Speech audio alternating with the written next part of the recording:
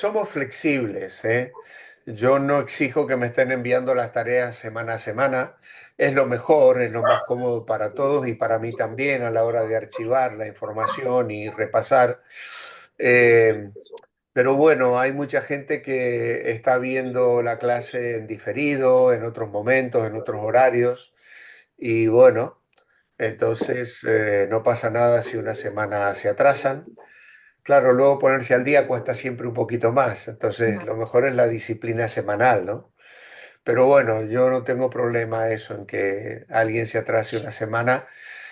Yo no estoy mirando, yo tengo todas carpetas con los nombres de cada uno donde voy guardando todo lo que me van enviando.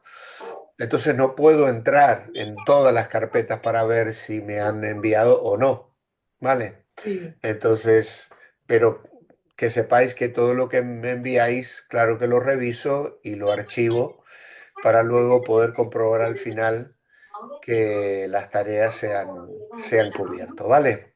Muchas gracias, pastor. Le agradezco mucho. Vale. Muy bien. Bueno, pues como han pasado ya 3 minutos, casi 4, eh, voy a silenciarlos a todos y ya estamos grabando. Así que muy buenas noches, todas, todos muy bienvenidos, muy bienvenidas, es una alegría. Bueno, de momento sois todas mujeres, no alcanzo a ver, ya se me comienza a duplicar la pantalla, no sea que haya algún hermano por ahí y lo esté dejando de lado, ¿eh? Bueno, pues damos gracias al Señor de poder reencontrarnos otra vez. Quiero deciros que estoy asombrado de las respuestas a la clase anterior, especialmente la tarea que teníais que cubrir allí para pensar. Veo que especialmente entre las, las luchas que tenemos son con relaciones, ¿no? La mayoría, muchas personas han marcado, por un lado, la ansiedad, ¿no? Preocupación por todo. Todos luchamos con la ansiedad, con la preocupación, el trabajo, las enfermedades, las situaciones en la vida cotidiana, pero también hay unos cuantos que han puesto dificultad para perdonar, falta de paciencia con las personas, ¿m? Y luego también rencor, ¿vale? Y entonces eso me llama la atención porque precisamente nos habla de cómo el enemigo gana ventaja cuando consigue que quede en nuestro corazón raíces de amargura, ¿no? A todos nos van a ofender alguna vez. Es imposible que alguien no nos ofenda y por lo tanto tenemos que prepararnos para eso y tenemos que aprender a perdonar porque precisamente no hacerlo implica que el enemigo gane ventaja en nuestra vida. De todas formas, habrá una lección muy interesante que vamos a ver más adelante en el paso 7 y 8. Perdonar para ser libre es la número 7 y perdóname es la número 8. Así que vamos a hablar sobre eso de una manera específica y espero que lleguemos pronto ahí, porque obviamente hay necesidad de tratar estos temas que son temas de vida cristiana. Muy bien, pues entonces vamos a pedir la bendición del Señor y entrar de lleno en nuestro paso tercero, llamados a servir. Amado Padre, gracias queremos darte por esta tarde, esta noche, para algunos de nosotros. Gracias, Señor, por el interés que muestran los hermanos en escuchar de tu palabra, en aprender de tu palabra. Y gracias porque ella tiene respuestas para nuestras necesidades. Sabemos, Señor, que libramos una batalla espiritual constantemente en nuestra vida y queremos vivir en victoria, la victoria que Cristo ganó para nosotros y que podemos hacerla nuestra en el poder del Espíritu Santo. Señor, bendícenos ahora al mirar el tema de hoy, que es el llamado al servicio, al ministerio, los dones espirituales que nos has dado y las oportunidades que nos das de sentirnos útiles y vivir para tu gloria. Háblanos hoy al corazón, lo pedimos en el nombre del Señor Jesucristo. Amén. Muy bien, pues saludamos a los que están saludándonos a través del chat. Yo lo voy a cerrar, así que ya no lo voy a poder mirar. Y voy a compartir la pantalla, dejando bien abierto el tema de el sonido. Y de esta manera, pues entonces me podéis acompañar siguiendo juntos la clase de hoy. Llamados a servir. Y en este caso no lo tenemos a nuestro amigo de siempre, aunque no va a faltar en la clase de hoy, pero sí tenemos en este caso dos mujeres y una enseñando la palabra a la otra. Generalmente dejamos los falsos y verdaderos para el final, pero creo que es interesante hoy poder mirarlos al comienzo. La primera frase nos dice, los únicos que sirven a Dios son los que ocupan cargos en la iglesia. Bueno, obviamente es una declaración falsa, porque no es imprescindible tener un cargo en la iglesia. Recordad que Pablo dice, y todo lo que hagáis, hacedlo de corazón como para el Señor y no para los hombres. Y eso implica toda función de madre, de esposa, de maestra, de profesora, en el trabajo, y no solo en las tareas que impliquen una responsabilidad, diríamos, un ambiente espiritual, como pueden ser actividades dentro de la iglesia. Así que esta declaración obviamente es falsa. Luego la siguiente dice, los mejores cristianos son los que tienen habilidad para predicar. Vaya, vaya. Obviamente que también es una declaración falsa, ¿eh? De ninguna manera. Hay personas que tienen una facilidad asombrosa para predicar y en realidad luego hay falencias en su vida, especialmente el orgullo, eso la fama tristemente arruina muchas veces a las personas, las vuelve egoístas y eso sin duda alguna que hace muchísimo, pero muchísimo daño. Así que los mejores cristianos precisamente son los que tienen la habilidad de predicar, es una declaración falsa. Y luego la última, todo cristiano tiene la capacidad de servir, claro que sí, por supuesto. Todos, todos hemos recibido al menos un don espiritual, ¿vale? Por lo tanto, ninguno puede decir, yo no sirvo para nada, yo no sé en qué me quiere usar el Señor. Todos tenemos la responsabilidad de utilizar el talento que nos ha dado.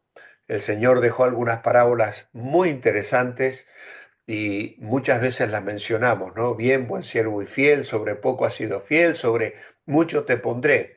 Pero uno de aquellos que había recibido la encomienda, los talentos, lo guardó, lo enterró porque tenía temor y luego lo trajo de nuevo sin haberlo hecho producir absolutamente nada. Y a ese el Señor le llamó siervo malo y negligente. Así que todos tenemos la capacidad y yo diría la responsabilidad de servir. Muy bien, siguiendo el ejemplo de Cristo. El servicio es parte de la vida cristiana, pero no siempre las personas entienden bien lo que significa servir. En Mateo capítulo 20, 26 al 28, Jesús enseñó a los discípulos la importancia del servicio. Les dijo, más entre vosotros no será así, sino que el que quiera hacerse grande entre vosotros será vuestro servidor, y el que quiera ser el primero entre vosotros será vuestro siervo. como el Hijo del Hombre no vino para ser servido, sino para servir y para dar su vida en rescate por mucho.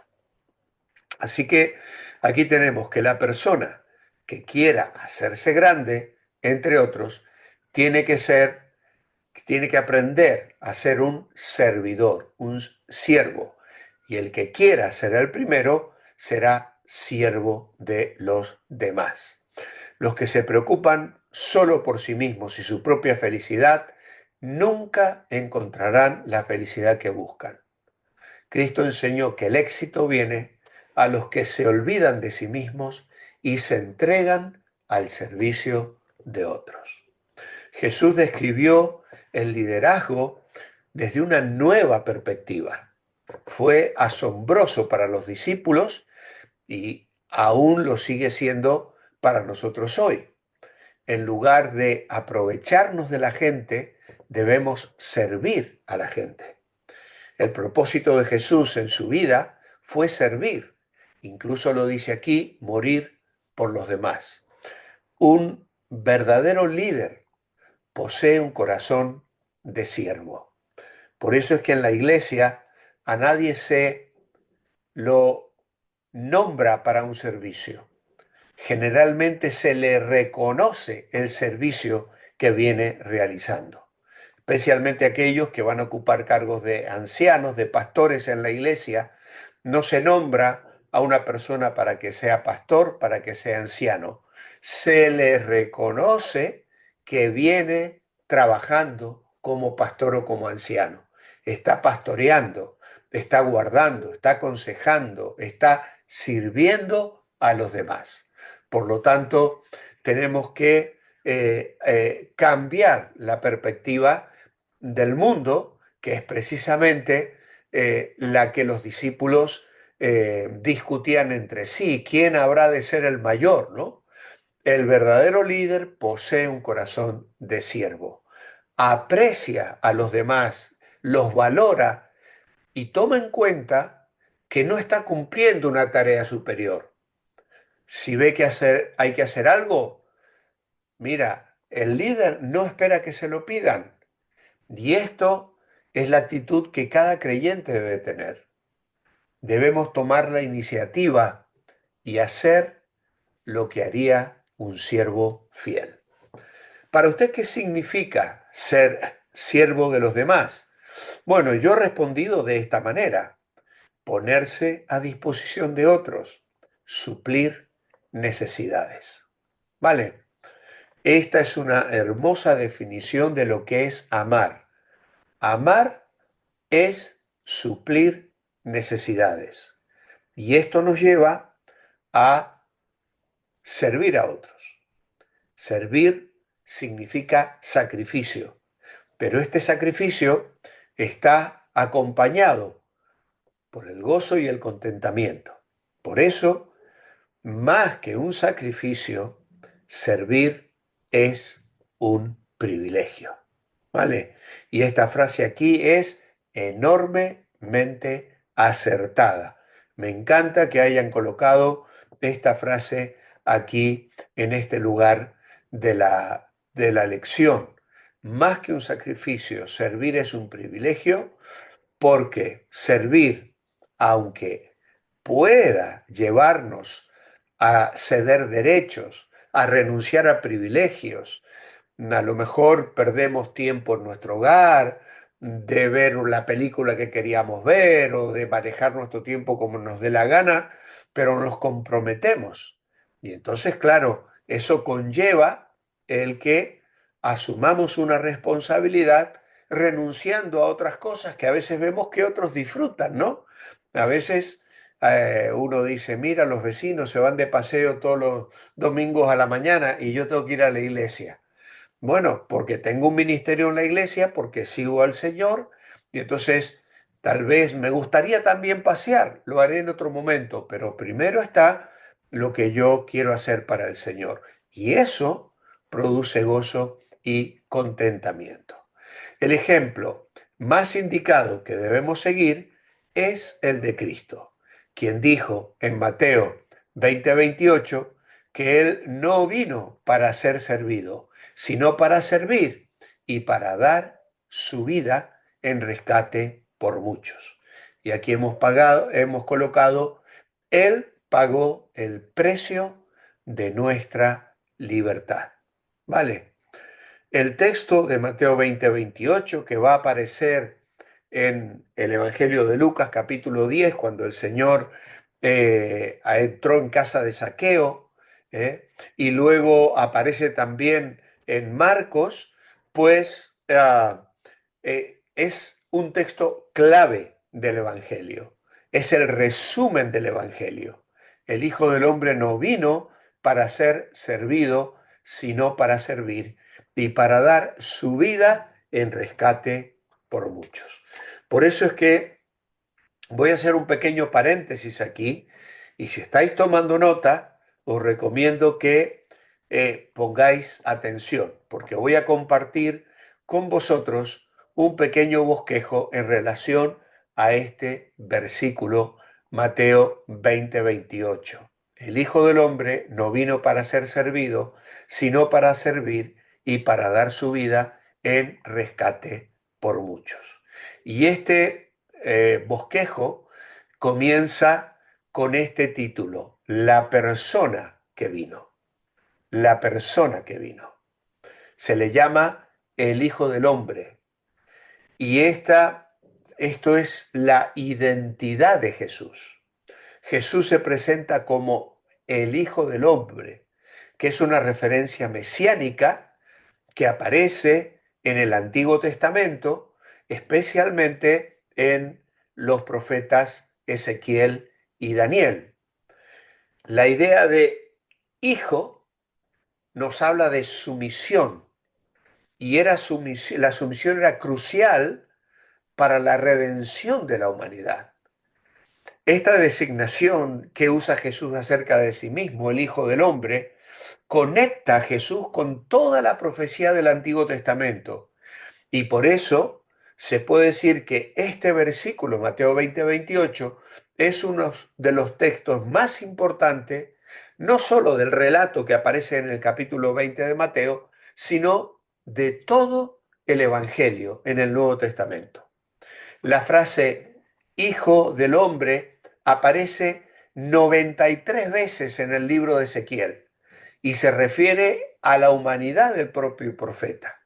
Más tarde Daniel ve a uno como un hijo de hombre, dice en Daniel 7, que venía con las nubes. Y la visión de Daniel es una visión de sufrimiento y de exaltación. Y a medida que las bestias se enfurecen contra Israel, el que es como un hijo de hombre es llevado ante la presencia de Dios y es coronado. Y Jesús pudo haber utilizado esta frase de Daniel no como un hijo de hombre para comunicar las ideas de sufrimiento y victoria ausentes de los términos altamente politizados como Mesías o hijo de David. Aunque a él le llamaron en algún momento Mesías, o precisamente los ciegos, incluso un poquito después, en el verso 29 le dicen dos ciegos: Señor, hijo de David, ten misericordia de mí. Pero eran términos que estaban algo politizados. Se esperaba un Mesías o un hijo de David que viniera como rey para salvar al pueblo. Y ese era un Mesías político, era un Mesías redentor de la nación que venía a aplastar al imperio romano. Y esa era la perspectiva de muchos judíos, incluso de los discípulos durante mucho tiempo. Cuando Juan y Santiago le dicen: Señor, queremos sentarnos a la derecha y a tu izquierda, ¿en qué estaban pensando? En un trono. Y Jesús estaba pensando en la cruz. Ahora, Jesús se ve a sí mismo como la figura coronada en la visión de Daniel, o como un representante de aquellos santos del Altísimo. Tenéis que leer Daniel 7 y vais a encontrar allí que el Hijo del Hombre es un paradigma de sufrimiento, de coronación y autoridad. Y esto es lo hermoso que vemos en Jesús. Él era el Hijo del Hombre, pero en ese nombre, mirando la profecía de Ezequiel y de Daniel, le podemos reconocer en estos tres aspectos: sufre, es coronado y tiene toda la autoridad. En segundo lugar, bueno, tenía esto aquí que me olvidé de poner, una figura o paradigma de sufrimiento, coronación y autoridad. El segundo es el paso que dio, el paso que dio. Dice, como el Hijo del Hombre no vino para ser servido, vino. Y esta idea de vino no se refiere al vino de beber, se refiere a la acción de venir. Y en este caso es una referencia a la encarnación. La encarnación es la más misteriosa transformación jamás vista en la historia del universo. El verbo que le dio existencia a la vida misma se despoja de su eternidad para vestirse de la frágil y transitoria condición que implicaba ser humano. Dios en sandalias. Dios pone sus pies en el barro. Y yo tengo todo un estudio sobre la vida de Jesús que le titulé así, Con los pies en el barro. Y surge de la idea de Jesús caminando para bajar las orillas del río Jordán y meterse en el agua para ser bautizado por Juan el Bautista. Os lo podéis imaginar, el creador del mundo hundiendo sus pies en el barro en la ribera del río Jordán. La encarnación vino, tabernaculizó, habría de decir Juan.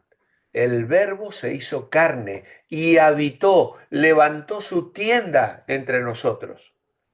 ¿Eh? Y vimos su gloria, gloria del unigénito del Padre, el paso que dio. Maravillosa verdad. El propósito que tuvo. Dice, vino a servir y dar su vida en rescate por muchos. Jesús no solo vino a enseñar o sanar, sino también que vino a buscar y salvar. El propósito era rescatarnos. En rescate por muchos, dice aquí Mateo 20. Y la palabra por significa en lugar de muchos, resaltando la naturaleza vicaria del sacrificio de Cristo. Él llevó a cabo un rescate, es el precio pagado para liberar a un esclavo o a un prisionero. Y esto no indica que le pagó a Satanás. No, el pago no era Satanás, no es que Satanás se quedó tan satisfecho cuando vio a Cristo derramar su sangre en la cruz del Calvario y dijo, bueno, ahora voy a liberar a estos. No. El rescate es ofrecido a Dios para satisfacer su justicia e ira contra el pecado.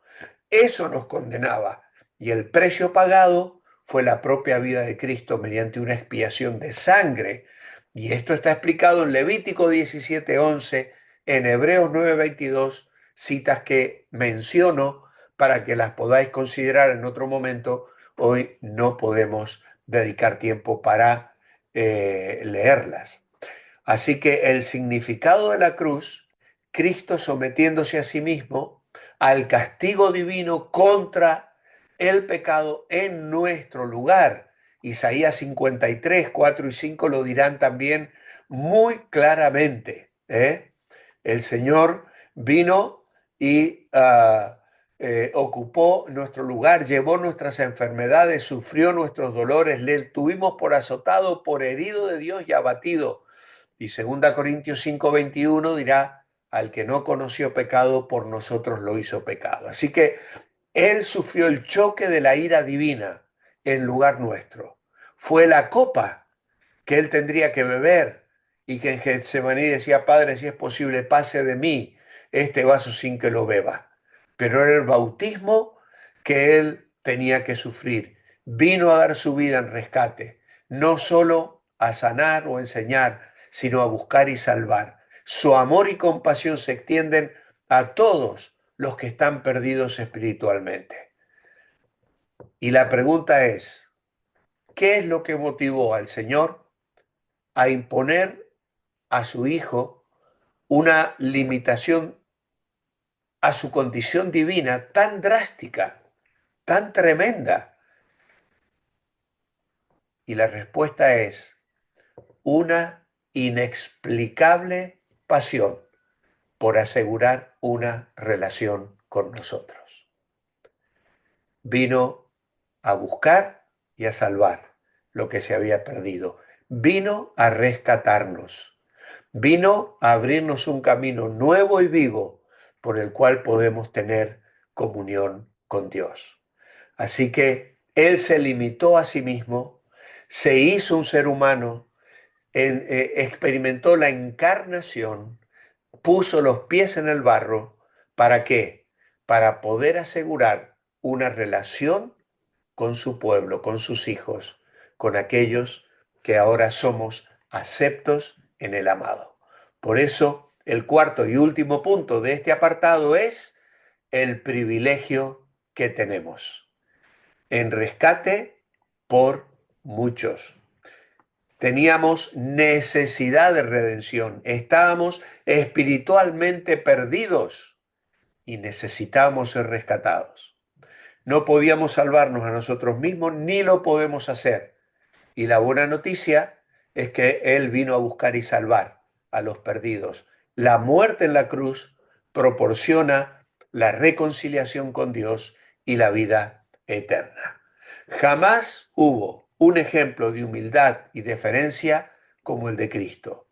Vino no a ser servido, vino a servir. Fue asistido como pobre, pero nunca fue servido como gran Señor.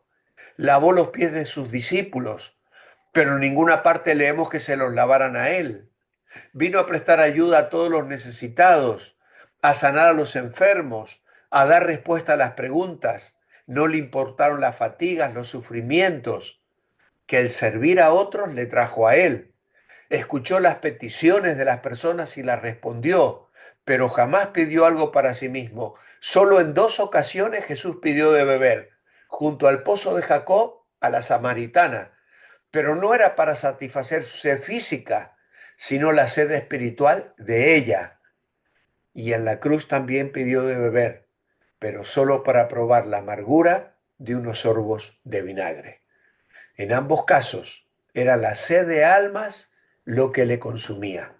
Agustín escribió: tiene él sed de que tengamos sed de él. Me encanta esta frase.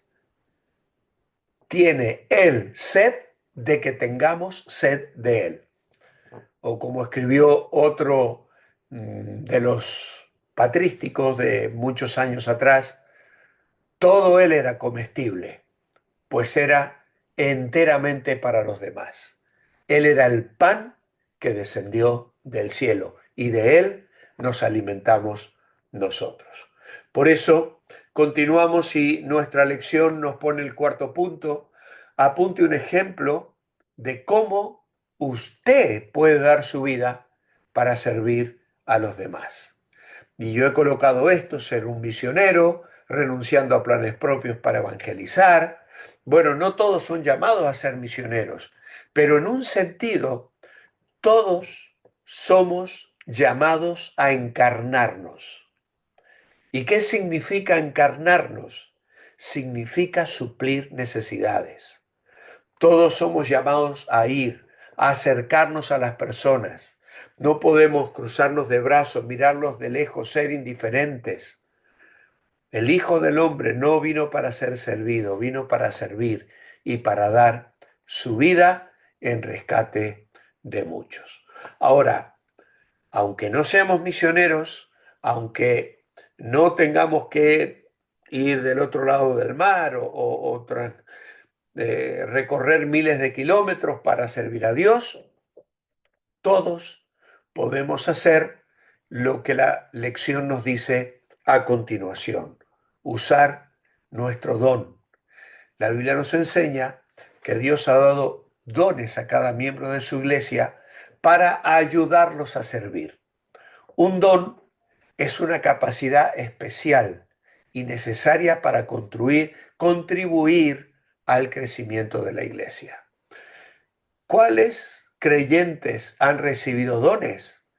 Primera a los Corintios 12:7 dice que a cada uno le es dada la manifestación del Espíritu para provecho. Y la manifestación del Espíritu, esa es una referencia a los dones espirituales, que es el tema que Pablo está tratando en este capítulo. Estas categorías de capacidad espiritual no corresponden a talentos, habilidades, inclinaciones naturales que creyentes y no creyentes poseen por igual. Se trata de dones impartidos por el Espíritu Santo de forma soberana y sobrenatural sobre todos los creyentes, que los capacitan para edificarse unos a otros con eficacia y honrar al Señor en el proceso. Así que no estamos hablando de uno que dice, yo soy un manitas, obviamente que si es un manitas podrá usar el don de servicio y servir a personas que no saben pintar su casa o que no saben arreglar un electrodoméstico o que no saben cambiar un foco o arreglar un problema de electricidad.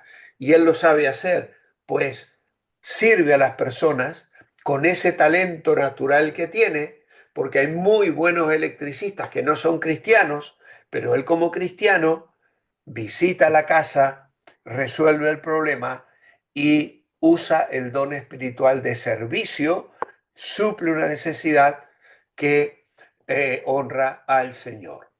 Las variedades de dones se clasifican en dos tipos generales. Hay dones de habla y hay dones de servicio. Estos dones de hablar son dones verbales, que son profecía, conocimiento, sabiduría, enseñanza y exhortación, entre otros. Y los dones de servicio no verbales pueden ser el liderazgo, la ayuda, la generosidad, la misericordia, también incluye la fe y el discernimiento. Y ambos son dotaciones permanentes que operan en el transcurso de la era de la iglesia, en estos años donde la iglesia está trabajando y funcionando, sirviendo a Dios. Y el propósito de la iglesia, de los dones, perdón, es edificar la iglesia. Y esta glorifica a Dios. La lista, tanto en 1 Corintios 12 como en Romanos 12, 3 al 8, debe verse como una presentación de categoría de dones a partir de las cuales el Espíritu asigna a cada creyente la combinación que él elija. Algunos creyentes pueden haber sido dotados de una categoría similar a otros, pero su capacidad es única porque el Espíritu adapta con exactitud cada don de gracia a la personalidad del creyente. Seguramente algunos estáis pensando en otros dones que son mencionados especialmente en 1 Corintios 12, los milagros, la sanidad, las lenguas, la interpretación de lenguas. Bueno, muchos creen que estos dones fueron señales temporales, señales que estuvieron limitados a la era apostólica y que cesaron en la dinámica con la que se manifestaron en esos momentos. Recordad, por ejemplo, cuando Pedro sana al paralítico en la puerta la hermosa, la entrada del templo, el paralítico ni siquiera le estaba pidiendo sanidad, le estaba pidiendo dinero, dinero que Pedro no tenía. ¿Y qué le dijo Pedro? No tengo plata ni oro, pero lo que tengo te doy. En el nombre de Jesucristo, levántate y anda. Y esto, pues, se repite a lo largo de Hechos de los Apóstoles. Pablo resucitó personas, el joven Eutico que cayó de, de lo alto de la ventana al quedarse dormido. Pedro resucitó a Dorcas y luego dice que los apóstoles iban predicando el evangelio y la gente traía a los enfermos para que la sombra de ellos los tocase y ya eran sanados. Tales cosas hoy raramente se ven realmente. Entonces entendemos que estas señales fueron en una época fundacional de la iglesia, donde los apóstoles y profetas llevaron adelante una tarea extraordinaria que acompañó el mensaje del Evangelio y que llevó a miles y miles de personas a los pies de Cristo.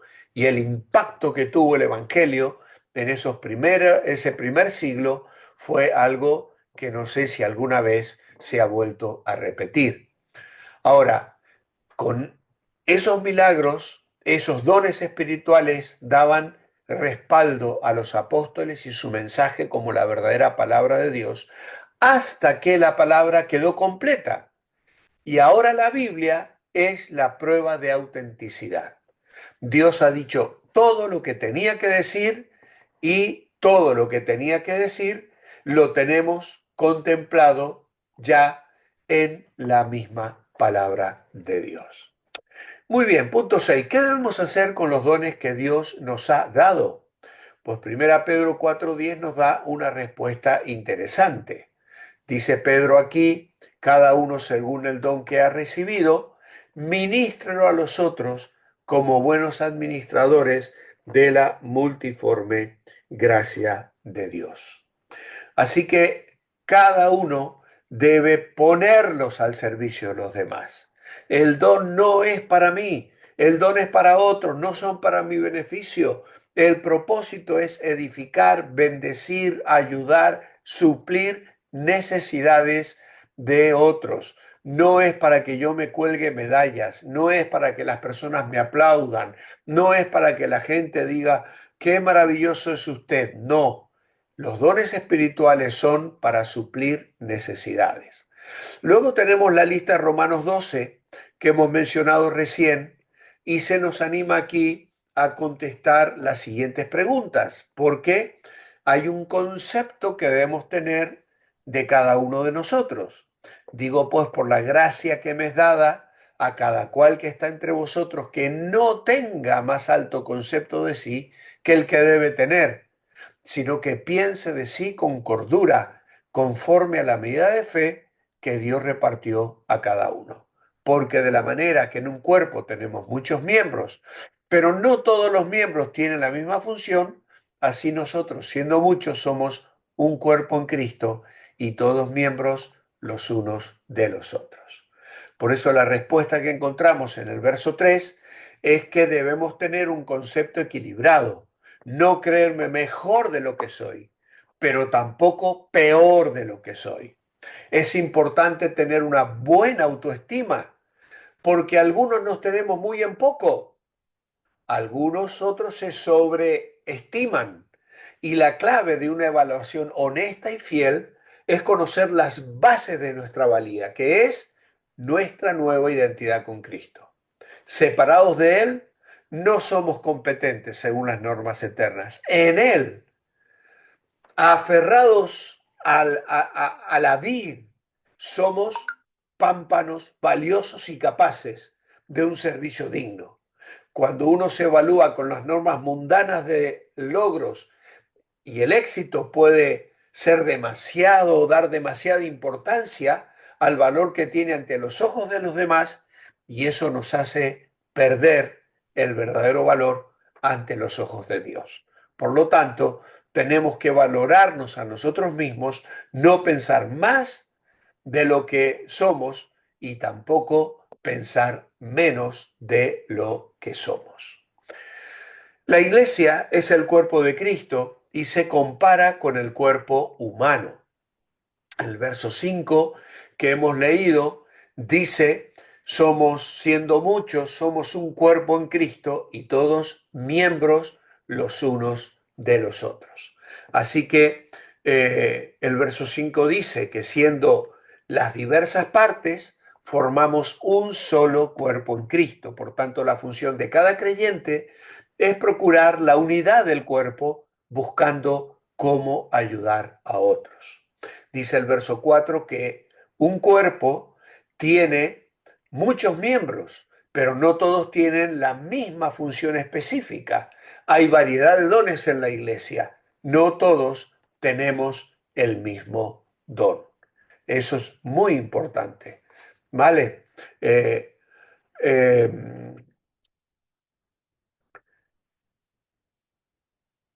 Dios nos ha dado dones a fin de que podamos edificar la iglesia.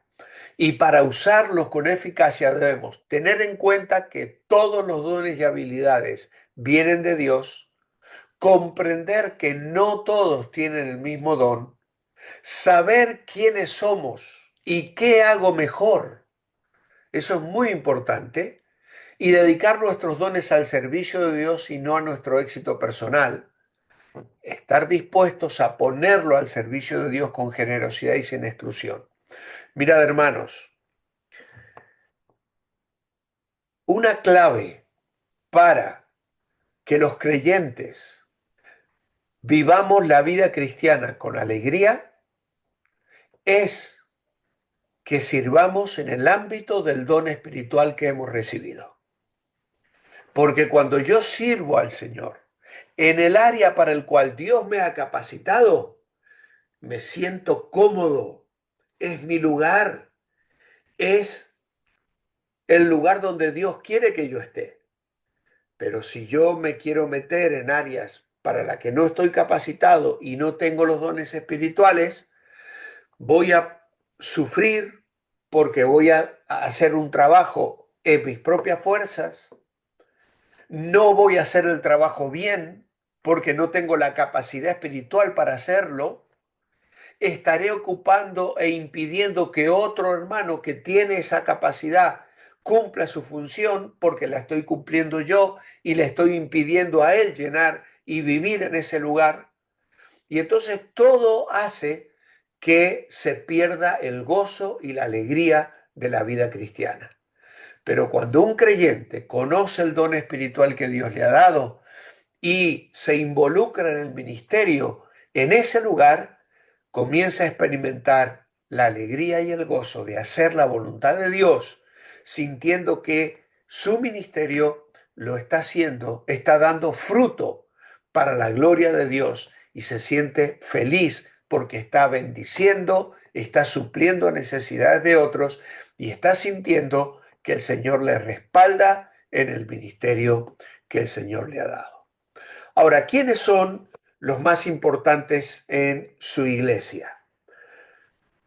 El pastor, los maestros, los músicos, o todos son importantes. Obviamente, la respuesta es muy clara. Todos somos importantes. El pastor es importante, los maestros son importantes, los músicos lo son, y todos tenemos que ocupar un lugar. No, no debemos sentir que hay sitios más privilegiados que otros. El cielo nos va a dar unas lecciones, hermanos, cuando lleguemos a la gloria. Uy, qué chasco nos vamos a llevar. Porque nosotros tendemos a engrandecer a las personas y pensamos que esa es la persona más importante, pero a lo mejor la perspectiva de Dios es diferente a la nuestra, ¿eh? Por eso es importante que nos atengamos a la palabra de Dios. Y primera a los Corintios, capítulo 10, 12, versículo 20 al 22, nos dicen, ¿existen miembros del cuerpo que son más importantes que otros? No, ¿por qué? Porque todos los miembros del cuerpo son necesarios. Cada uno cumple su función. Cada uno cumple su función. No hay lugar para la jactancia ni la envidia en referencia a los dones.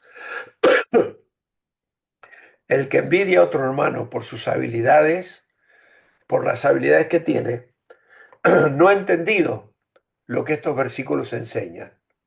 Dios tiene diferentes trabajos para diferentes hermanos. Unos tienen dones que se ven en público, como los que predican o enseñan desde el púlpito, pero muchos usan sus dones de una manera menos visible.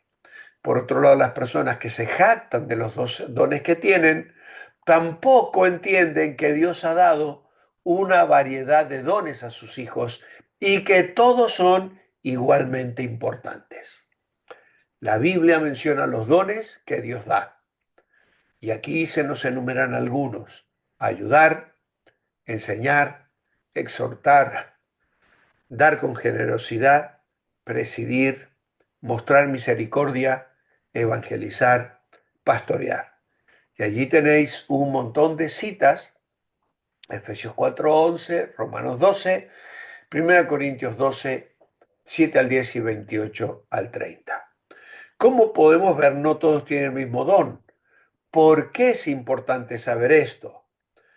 Para valorar a otros creyentes y dejar que participen usando los dones que Dios les ha dado. ¿Vale? Así que esto es muy importante. Ningún miembro debe trabajar aisladamente. Todos juntos, usando nuestras habilidades, somos un cuerpo completo que funciona bien. Ningún miembro debe trabajar aisladamente. Qué importante también es esta frase que tenemos en negrita en nuestro devocional. Por eso podemos hacer una lista de esos dones que están mencionados allí en Efesios 4, en Romanos 12, en 1 Corintios 12. Y al mirar esa lista, imagina los tipos de personas que podían poseerlo. ¿Vale? Por ejemplo, los profetas poseen por lo general denuedo y oratoria. Eran personas que hablaban con facilidad. Los que sirven, los que ministran, son fieles y leales. Los que enseñan son pensadores claros, personas que comunican las verdades y se les entiende. Los que exhortan saben cómo motivar a otros. Los que reparten son generosos y a la vez confiables. Los que presiden son buenos organizadores y directores. Los que tienen misericordia son amorosos y se sienten muy felices cuando dan su tiempo a otros. Sería muy difícil que una sola persona acaparara todos estos dones. Muy difícil que una sola persona tenga todas estas cosas que hemos señalado en los dones que están contenidos en estas listas. Un profeta positivo quizás no sea necesariamente un buen consejero, y uno que reparte a lo mejor falla como administrador. Cuando identificamos los dones y las listas que tenemos allí no son listas cerradas, pregúntese cómo puede utilizar los dones para edificar la familia de Dios. Y al mismo tiempo aceptemos que sus dones no pueden llevar a cabo todo el trabajo de la iglesia. Yo tengo que estar agradecidos por los dones que Dios me ha dado y por los dones que Dios le ha dado a otras personas diferentes a las míos. Y entonces los puntos fuertes que yo tengo se equilibran con las debilidades que tienen otros, y los puntos fuertes que tienen otros y las habilidades que ellos tienen me ayudan a superar los fallos y las deficiencias y debilidades que yo tengo. Y entonces como iglesia, juntos podemos edificar la iglesia y así glorificar a Dios. ¿Cómo afecta a la iglesia si un creyente no usa sus dones?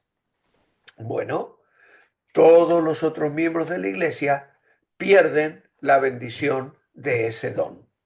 Claro, si tú no estás usando los dones espirituales que Dios te ha dado, la iglesia está cercenada, la iglesia está triste, la iglesia no está recibiendo la bendición que Dios puede traer a tu vida.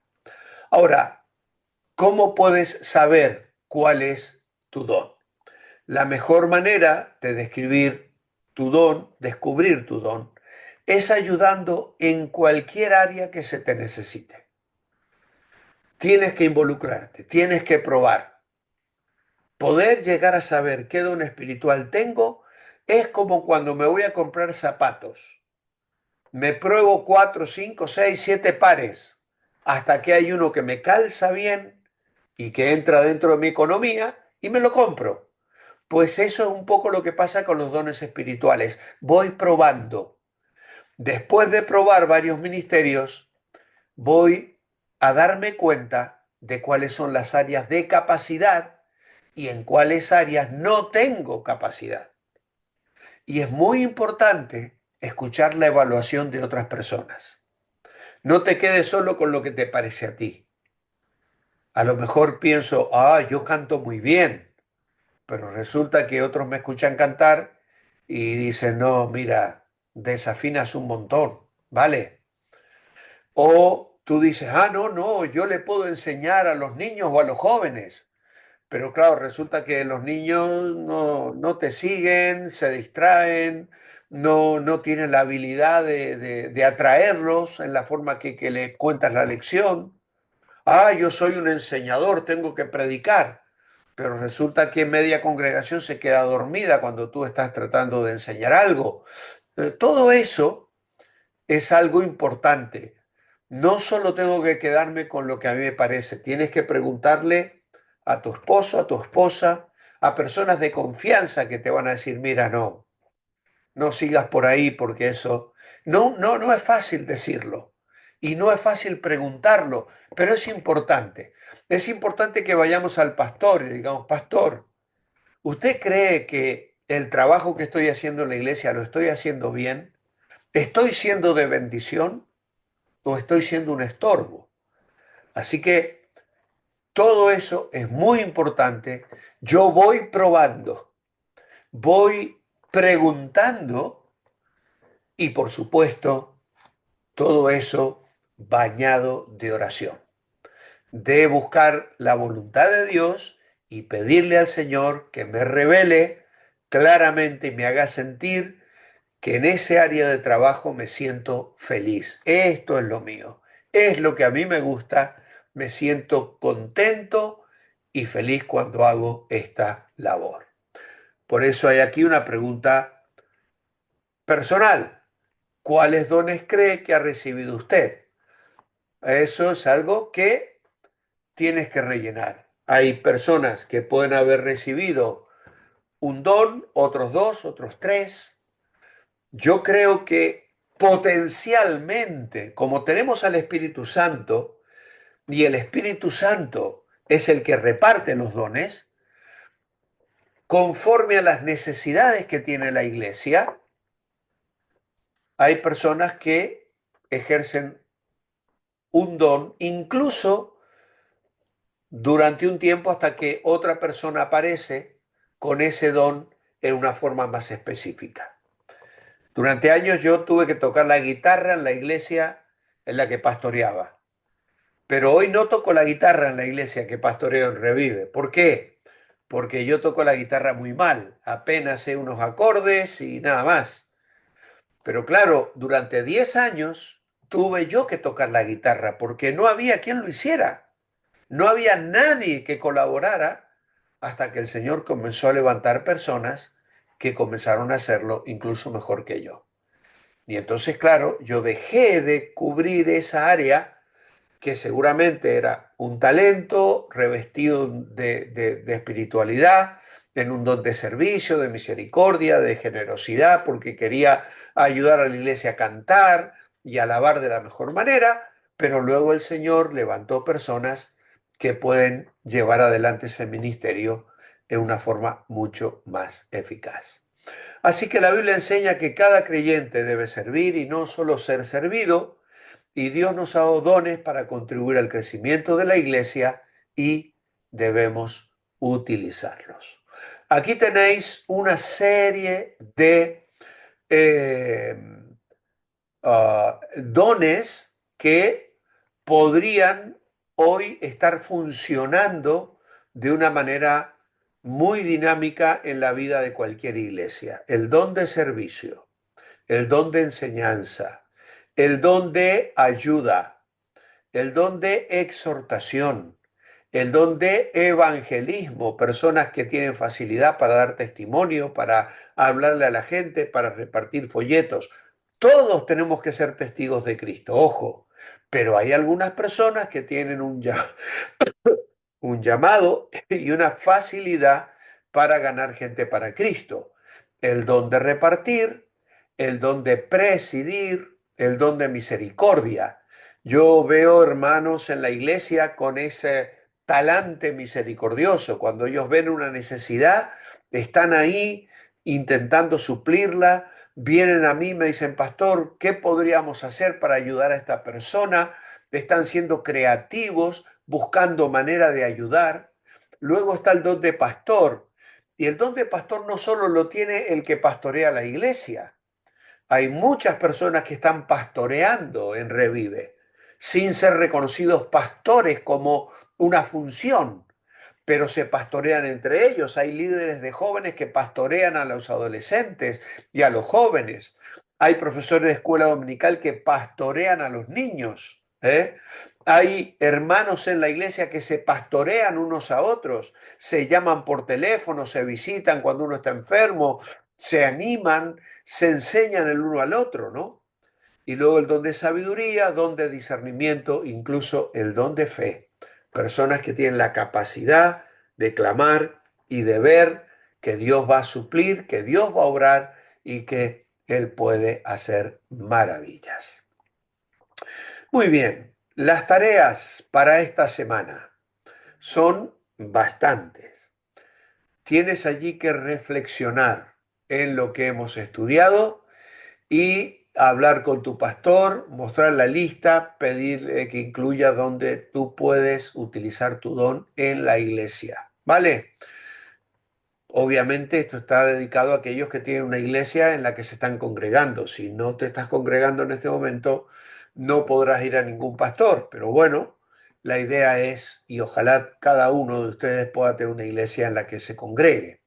Luego hay aquí un tiempo para una meditación, para pensar. ¿Eh? Te has golpeado un dedo y no has podido usarlo. Entonces, claro, la iglesia es precisamente los dones espirituales, nos hablan de que cada miembro tiene una función y el dolor en uno de los miembros afecta a todo el cuerpo.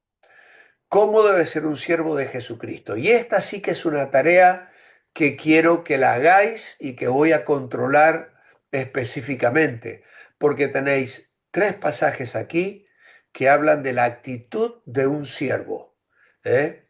Y son pasajes muy conocidos y no será difícil que podáis rellenar muy brevemente, tomando el tiempo necesario en Filipenses 2, 1 Corintios 10 y Colosenses capítulo 3. ¿Qué más tenemos? Un texto para memorizar y la próxima lección, que es el paso 4, se titula ¿Quién soy en Cristo? Así que, amados, con esto llegamos al final de la clase de hoy. Dejamos de compartir y abrimos un tiempo de preguntas porque es probable que las haya. El tema de los dones espirituales suele generar inquietudes y preguntas.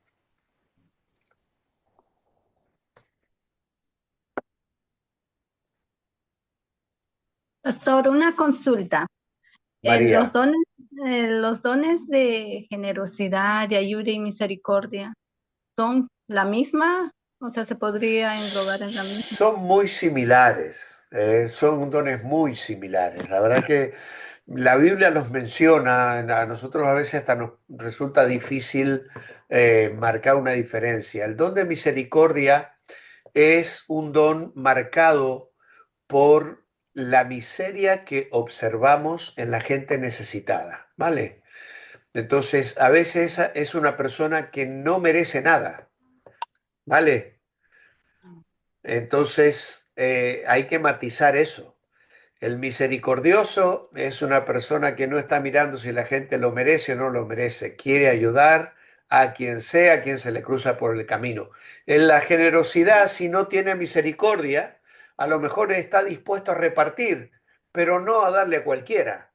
Ese se quiere asegurar de que la persona a la que le da es una persona que se lo merezca, que tiene respaldo, en fin, que le conoce. Entonces, hay matices allí que podríamos... el don de dar a lo mejor no es tanto la generosidad, sino la capacidad de colaborar con la obra. Hay personas que ganan muchísimo dinero y viven con un porcentaje muy pequeño. Hay gente que nos dice, bueno, yo tengo que diezmar, hay que diezmar, no hay que diezmar. Hay gente que da el 90% y vive con el 10% porque ya le llega. Y hay gente que, vale, provee para la obra con cantidades asombrosas, ¿no? Y es maravilloso cuando vemos ese tipo de personas. ¿Por qué? Porque Dios les ha dado una capacidad. No todos la tenemos. Hay personas que tenemos un sueldo o que tienen un sueldo que apenas le da para vivir y esa persona no puede estar haciendo grandes aportaciones a la obra. ¿Por qué? Tiene que vivir, tiene que pagar impuestos, tiene que alimentar a sus hijos, tiene que suplir sus propias necesidades. Entonces, no tendrá el don de dar, pero hay otras personas que sí. ¿Vale? Gracias, pastor. Muchas gracias. Pastor, Sí. Pastor, buenas tardes. un Mila y después pastor, Wendy, ¿no? Vale. Ok, un pastor que canta la guitarra, alabanza al Señor, muy hermoso, muy bien, pero que en la prédica es, escúcheme la palabra, podrido. Todo el mundo se le duerme, salta de una cosa a la otra, salta hablando de su vida diaria, falta hablando de lo que hizo ayer, falta hablando, ahí vuelve a un texto, ahí vuelve y habla, y habla otra vez, que no se duerme, que no entiende nada, que no se queda en el aire. ¿Cuál es su don? No es el don de enseñanza, a lo mejor tiene el don de pastor para aconsejar, para visitar, se acerca a una persona, muestra cariño, es protector y luego colabora en la alabanza porque tiene la habilidad de tocar la guitarra y tal. Pero a lo mejor no todos los pastores tienen el don de enseñanza, ¿eh? El don de enseñanza es el que, como hemos dicho, que tiene la capacidad de enseñar organizadamente, de empezar un tema por el principio, acabarlo y que la gente esté aprendiendo, creciendo y sintiendo que es alimentada. Pero si es una persona que por ser pastor va a subir al púlpito y va a hacer perder el tiempo a la gente, pues está intentando hacer algo que no tiene la capacidad espiritual para hacerlo. Wendy, habías abierto el micrófono y después Judy también había levantado la mano. Wendy. Sí, buenas tardes con todos y pastor, gracias. Yo tengo una consulta con respecto a la fe. O sea, la fe proviene de Dios, o sea, según la Biblia, ¿no es cierto? Sí, Pero yo sé que se puede, eh, como decir, fortalecer a través de la oración, mejor dicho. Yo oro, yo tengo yo me considero como una persona que tiene mucha fe. Pero ¿cómo funciona en este caso que hay personas que se acercan, que yo quiero ayudarlas?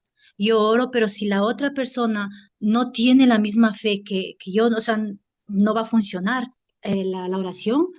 Esa es mi duda. O sea, yo tengo la fe, yo sé que en algún ya. momento Dios va a ser misericordioso, pero con mis cosas, pero yo no estoy segura con respecto a las otras personas.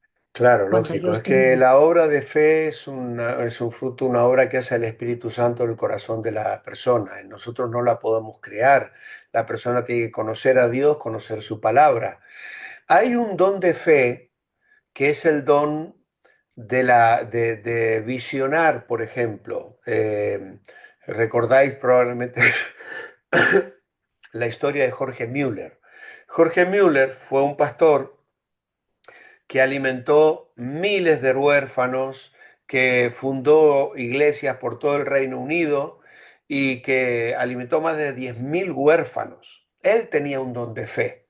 Él era un hombre visionario y entonces él veía una necesidad, en este caso, de cubrir y atender a miles de niños y no le pedía un centavo a nadie. Él se iba a orar y oraba y solo con la oración de él, Dios concedía y levantaba los recursos para alimentar a esos niños. De hecho, hubo ocasiones donde no tenían para desayunar. Las historias, hay varios libros que se escriben sobre este hombre. Y él incluso a veces les hizo dar gracias a los niños por la comida y no tenían ni leche ni pan para desayunar, ¿no? Y sin embargo, cuando él dijo amén, suena el timbre y era el lechero que se le había roto el carro y no podía repartir la leche y traía Wow. los tambores de Dios. leche para que dejarlos en el orfanato. Y a una panadería de la esquina se le habían tostado un poquito de más los bollos de pan Wow. y consideraban que no los podían vender, pero pensaron que los niños los podrían comer igualmente y allí tuvieron leche y pan Dios para los mío. niños, ¿no? Eso es un don de fe en cuanto a la visión. Hay quienes la tienen, hay pastores que lo tienen, que son visionarios y ven y compran terrenos y edifican cosas y suplen necesidades y levantan. Y hay otros que no tienen ese don de fe. Y entonces, pero luego hay otra fe, que es la fe que me permite a mí crecer espiritualmente en el día a día, sentir que el Señor va a estar conmigo siempre, saber que puedo descansar en Él y vencer la ansiedad y el temor y los miedos que puede haber en mi vida. Ese es otro tipo de fe. No estamos hablando del don de fe, sino que estamos hablando de la fe que viene como resultado del crecimiento espiritual y de ese conocimiento que viene por una relación íntima con el Señor y que hace que mi vida sea diferente. Esa fe es personal y yo no la puedo fabricar, ni inventar, ni ponerla en la mente ni el corazón de ninguna persona. Pero yo puedo orar para que Dios la genere en el corazón de esa gente. Pero bueno, oramos para que la gente se convierta, para que la gente conozca a Cristo, para que la gente venga a la salvación. ¿Vale? Ujú. Ya, gracias, Judith, pastor. luego Mm. Lina, que también ha puesto ahí la mano levantada. Gracias, pastor. Buenas tardes. Muy edificante la clase del día de hoy. Pastor, quería preguntarle algo sobre el don de ciencia. Siempre he tenido como esa inquietud sobre ese don. No lo he podido entender muy bien. Bueno, el don de ciencia, entiendo yo que, que es un don que pro- eh, es la capacidad que tienen ciertas personas de profundizar, por ejemplo, los idiomas, ¿no? Personas que estudian el hebreo y estudian el griego y que tienen facilidad para incluso hablar otros idiomas. En el caso de la Biblia, son esas personas que profundizan la palabra de Dios. Hay algunos de nosotros que navegamos sobre las aguas del mar de las Escrituras y ahí nos sentimos a gusto y nos maravilla, ¿no? Pero hay otros que tienen la capacidad de sumergirse y ahondan y nos enseñan a nosotros, ¿no? Ese es el don de ciencia y no todos lo tenemos, no todos tenemos esa capacidad.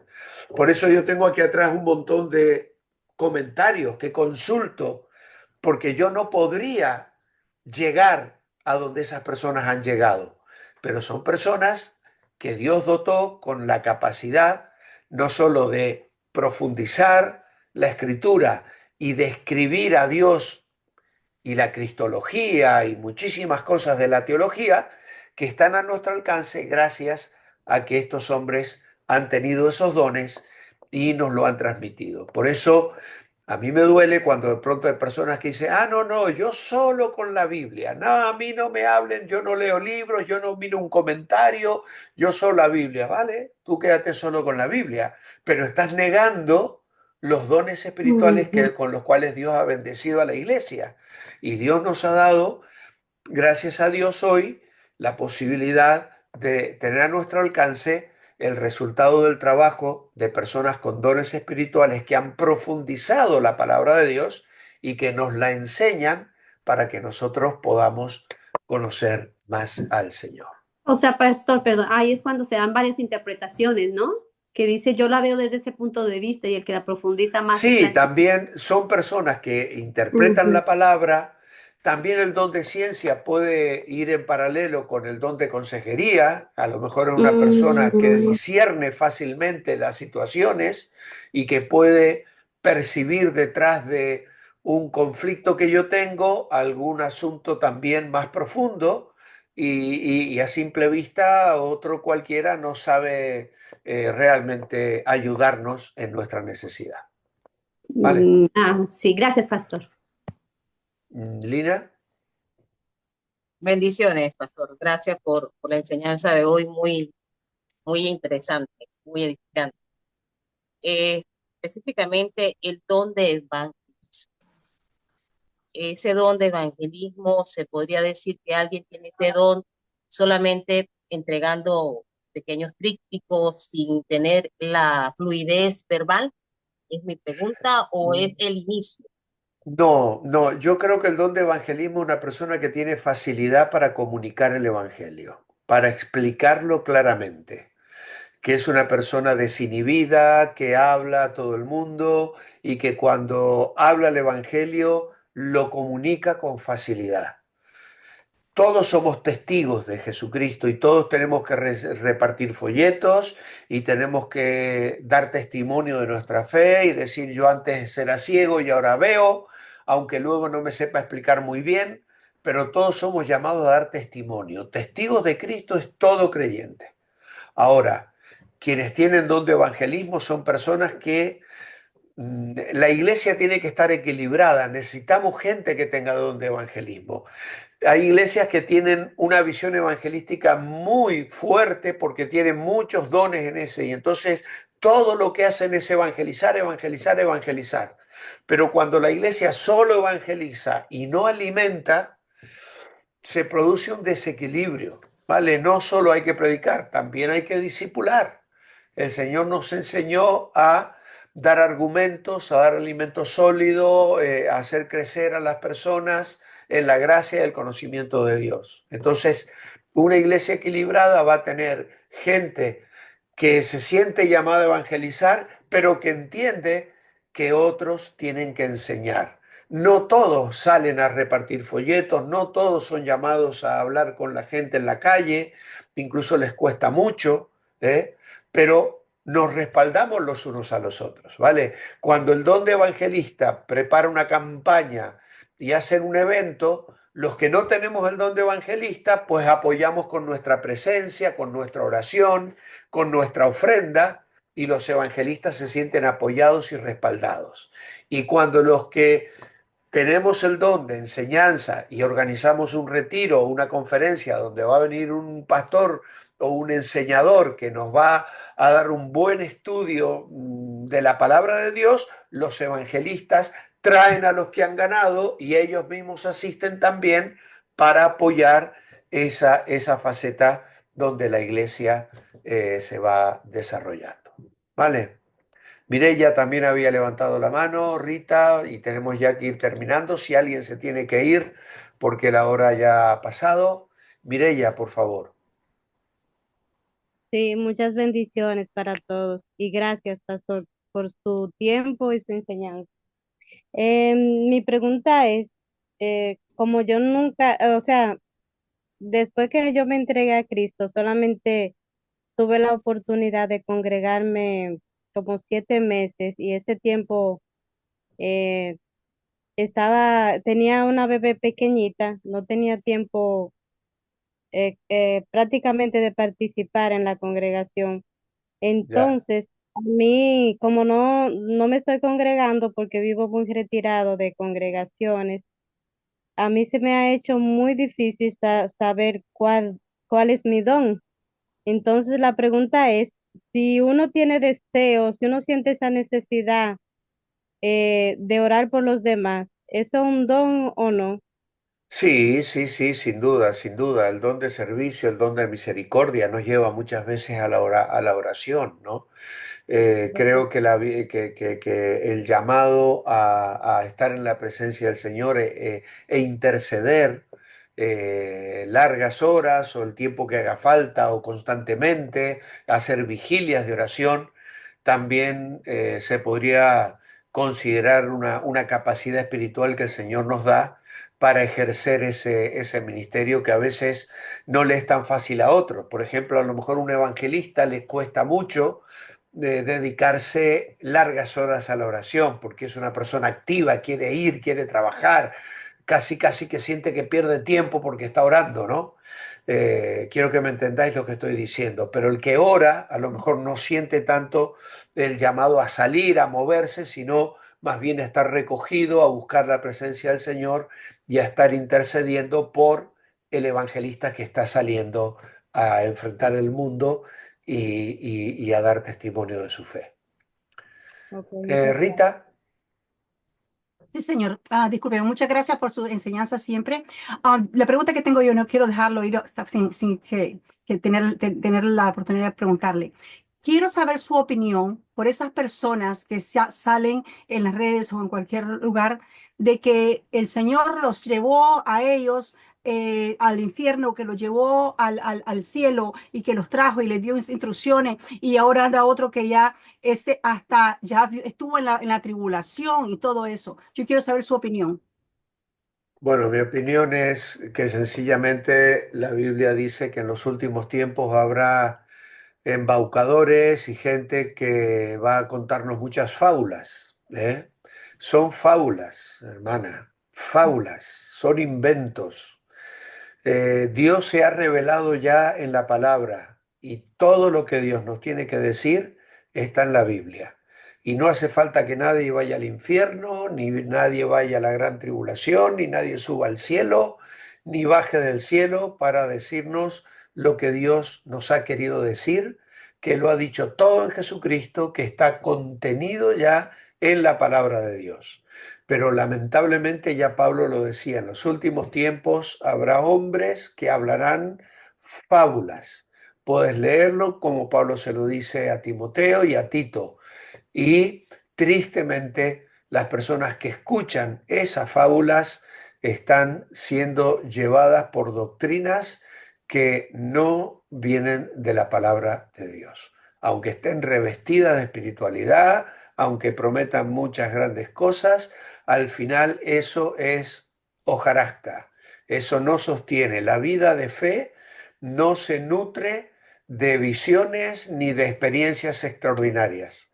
La vida de fe es una vida de comunión íntima con Dios, de firmeza y disciplina en la palabra de Dios y de obediencia y en santidad.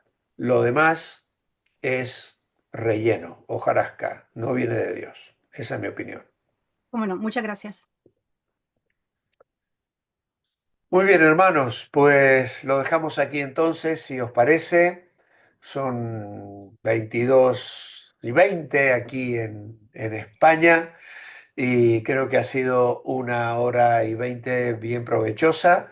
Creo que las preguntas que habéis hecho todas se pueden publicar, a menos que alguien no quiera que que me lo haga saber, pero si no voy a dejar la grabación completa porque las respuestas ayudan muchas veces a las personas que tienen inquietudes en relación a los dones espirituales.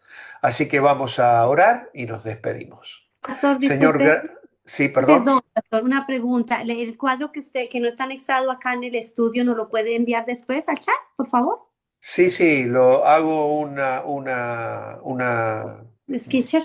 captura y os lo mando al acabar. Discúlpeme, pastor. No pasa Discúlpeme. nada. Vale. Señor, gracias te damos por tu palabra, por los dones espirituales que has dado a la iglesia y porque nos has enriquecido a cada uno de nosotros, Señor, espiritualmente, individualmente, para servirte.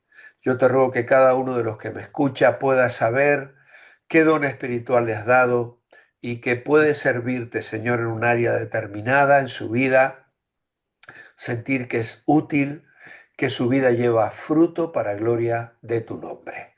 Señor, gracias por los dones, gracias por la iglesia, gracias por el cuerpo de Cristo y gracias porque ella nació en tu corazón y la estás edificando y esperamos que pronto la vengas a buscar. Oramos agradecidos a ti en el nombre del Señor Jesucristo. Amén. Muy bien. Hasta luego. Hasta el viernes que viene, si Dios quiere. Gracias, pastor. Buen fin de semana.